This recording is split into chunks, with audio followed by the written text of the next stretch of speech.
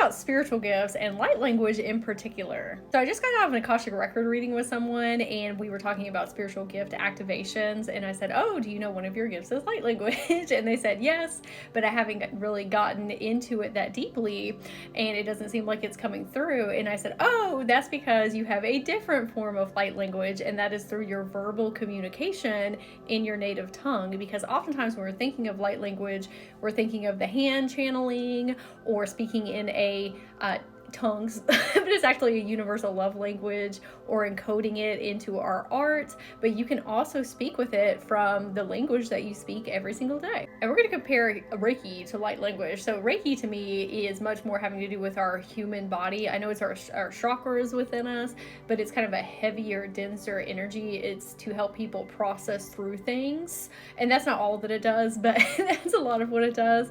And then when we're talking about light language, that has much more of a cosmic, ethereal feel to it. It has a lot to do with the unicorn realm and the fairy realm, some fairies, and it's celestial energy, like with the angels. It's much more light-hearted, and it has a lot more esoteric type of messages, whereas Reiki comes with a lot of things for your incarnations.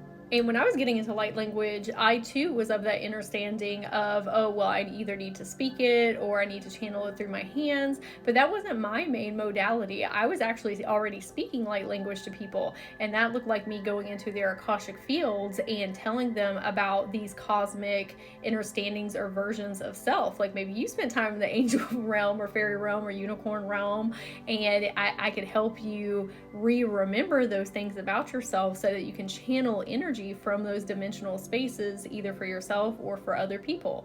But when we're talking about light language, again, it's very lighthearted. So anything that you can do to help you get up in your upper chakras, not just your crown chakra, but your causal chakra, your soul star chakra, your stellar gateway chakra, those are going to be things that are much more joyful, laughter, fun, magical, whimsical. You can listen to dolphin and whale sounds, wind chimes, sound baths, like sound healing with crystal bowls.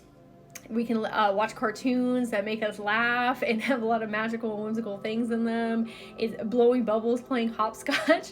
Those things get you out of your bottom chakras. And we don't always want to be out of our bottom chakras, but it's heavier and it's different type of work. It's for transmutation.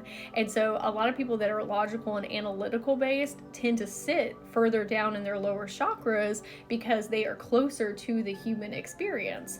And a lot of energy healers and coaches have been more spiritual coaches have been wanting to not work within the shadow realms as much with themselves or other people, and they want to be up in those more lighthearted vibrations and frequencies, because we're shifting as a collective to a lot more of that, because there's so many more people that are awakened and understand and can perceive these dimensional spaces and frequencies themselves.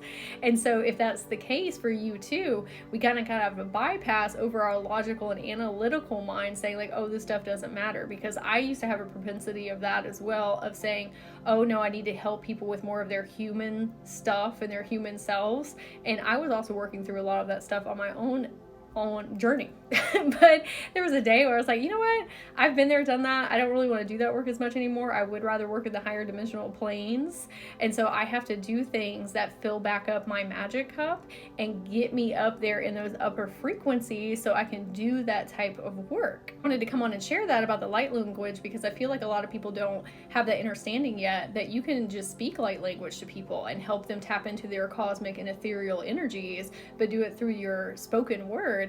Because when light language practitioners, there's many different types. If you're going to see somebody that has the hand channeling, which that's one of mine too, but I don't utilize it as much, or they're speaking through the universal love language, that's a beautiful, beautiful thing. It can help you with your light field and a whole assortment of things and help you understand yourself better. But sometimes we do need to go to light language practitioners or listen to light language practitioners that are speaking with their native tongues, because you still do have a human mind. And so it's one thing to feel different dimensions and frequencies and spaces, but it's also another thing for somebody to be able to really tell you about your cosmic history and help you have a human level understanding of those dimensions and frequencies. Just like me, I like being told things so I can understand on multiple levels. And so it's not saying that one light language practitioner is better than another, but there is a whole group of people that speak light language in their native tongue. So I would love to hear your thoughts, or if you have questions, you can leave them in the comments and I would love to answer them through video response. Or if you're a light language practitioner that speaks with your native tongue, or maybe if you're a frequency light language healer, let me know in the comments.